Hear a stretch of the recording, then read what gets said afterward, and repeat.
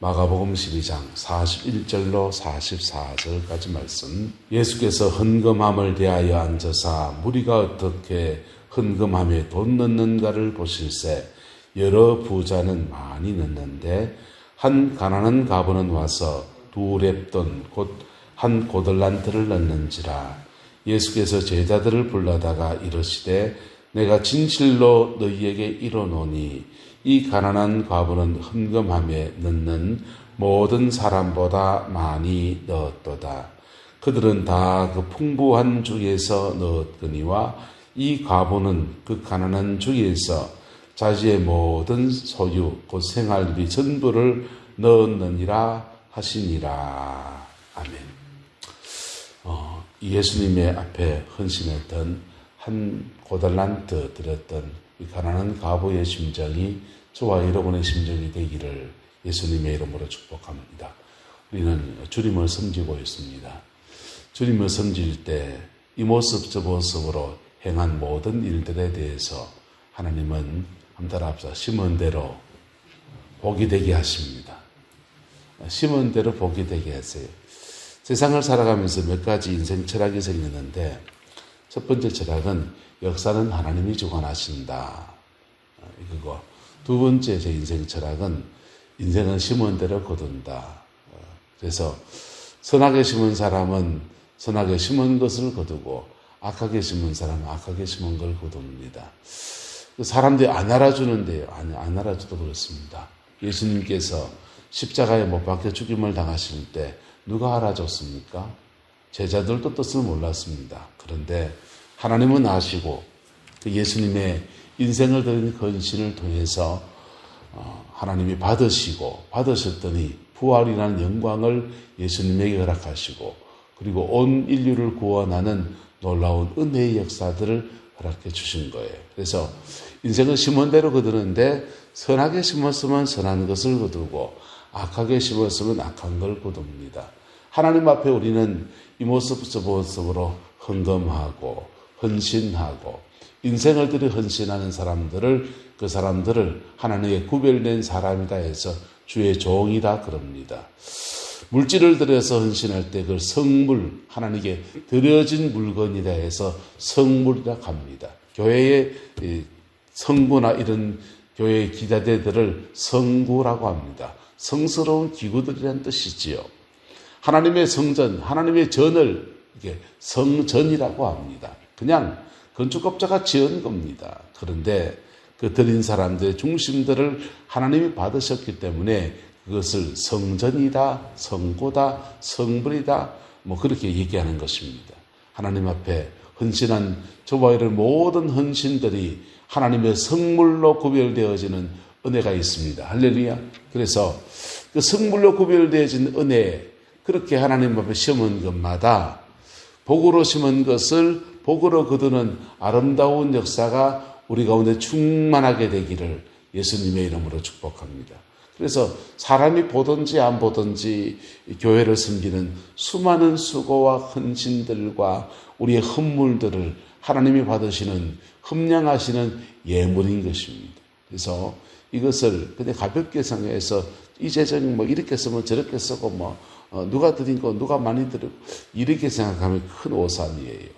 하나님께 드려진 것들을 하나님의 뜻 안에서 잘 집행하는 사람들도 하나님이 그 헌신들에 대해서 갚으시는 것입니다. 할렐루야. 그 은혜와 축복이 아름다운 역사로 나타나게 되기를 예수 이름으로 축복합니다.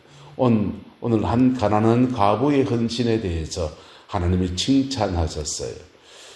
여러 부자는 많이 넣는데 한 가난한 과부는 와서 두 렙돈 곧 한 고들란트 그냥 얼마 안 되는 돈 500원, 600원, 1000원 이 정도밖에 안 되는 그런 돈입니다. 근데 그 돈을 넣었는데 이 가난한 과부에게는 이 작은 두 렙돈이 이 과부에게는 자기의 전 재산이에요.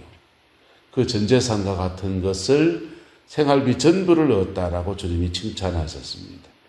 모든 사람보다 더 많이 넣었다. 주님은 양을 보지 않고 질을 보십니다. 할렐루야. 양을 보지 않고 질을 봅니다. 이거는 하나님 앞에 무엇을 드렸느냐. 기도를 드린 사람도 있습니다. 인생을 드린 사람도 있습니다. 기왕에 드린 인생 하나님 앞에 정말 복으로 나타나는 아름다운 역사가 있게 되기를 예수 이름으로 축복합니다.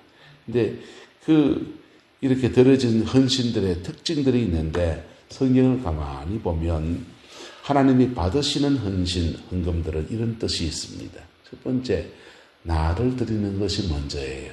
누구를 드리는 건요? 헌금 안에, 헌신 안에 내가 먼저 드려져야 됩니다.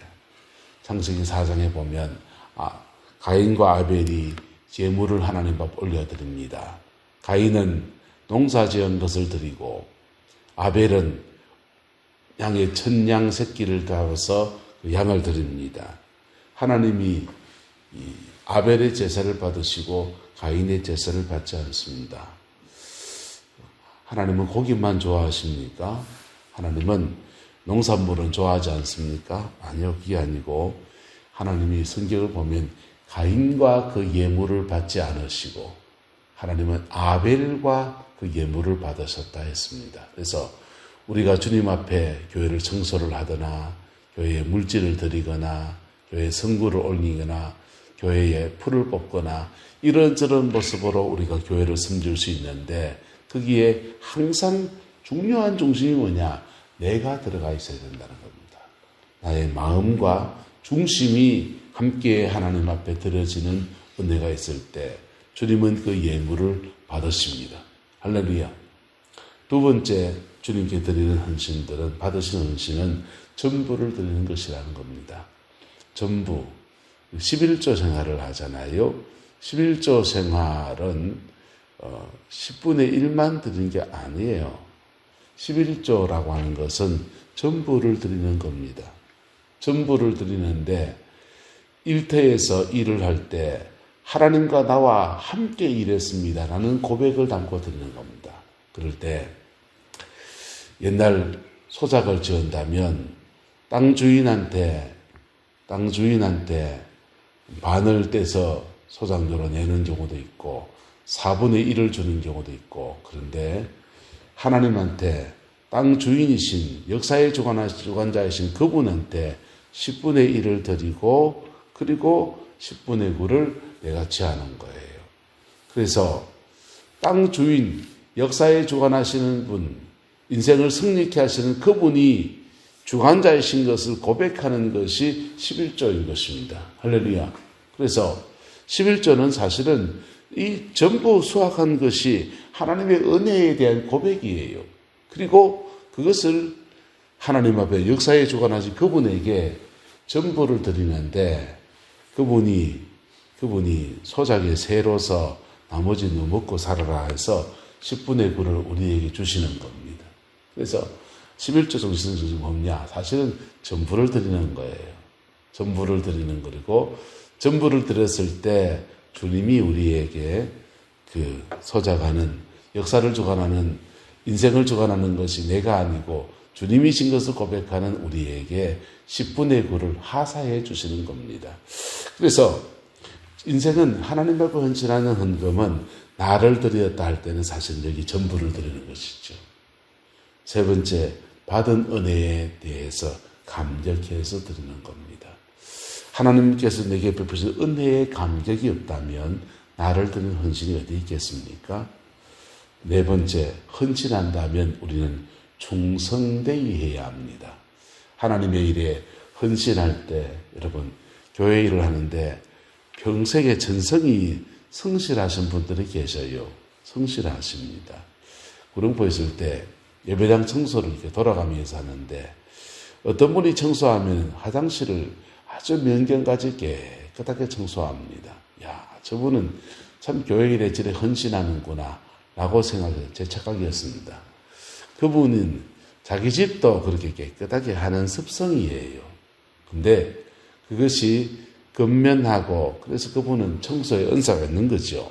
근데 그것이 충성으로 여겨지려고 하면 방향성이 필요합니다.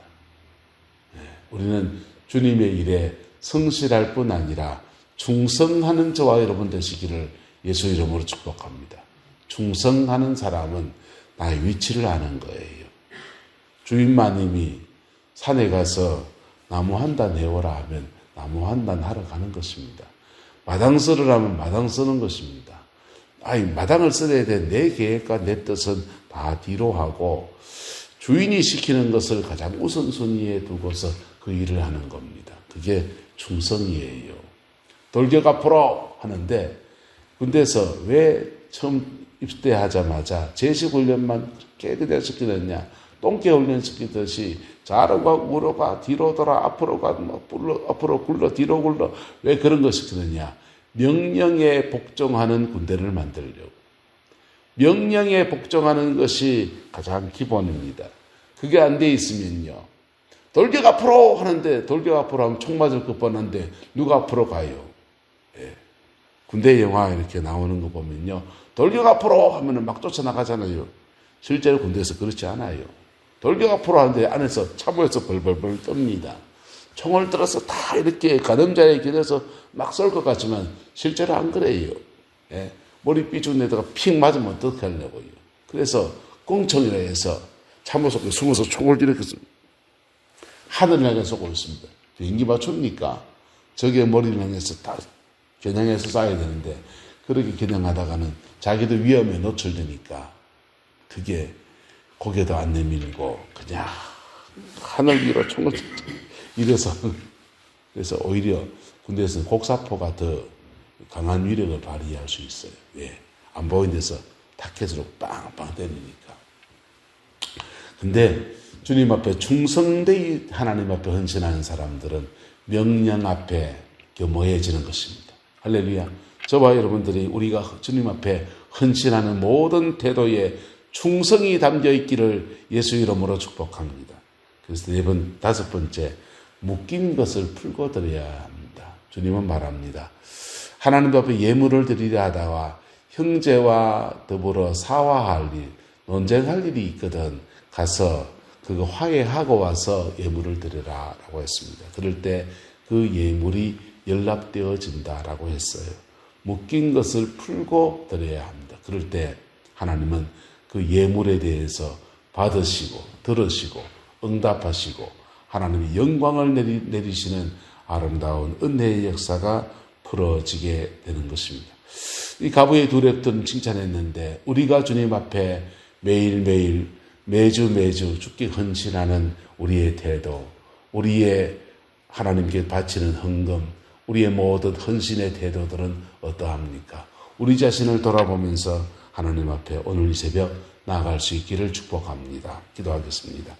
좋으신 아버지 하나님, 두 랩돈을 드린 이 가부의 헌신 앞에 겸허하게 우리의 헌신들을 돌아봅니다.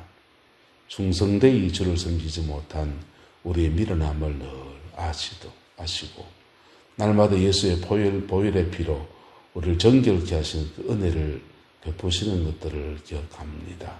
주님, 우리의 헌신들이 하나님 앞에 드려진 헌신 되어지게 하시고 그리고 이 헌신 속에서 심은 대로 거두게 하시는 주님의 놀라운 역사가 우리와 우리 자녀 손들의 세계 안에 풀어지게 인도하여 주옵소서.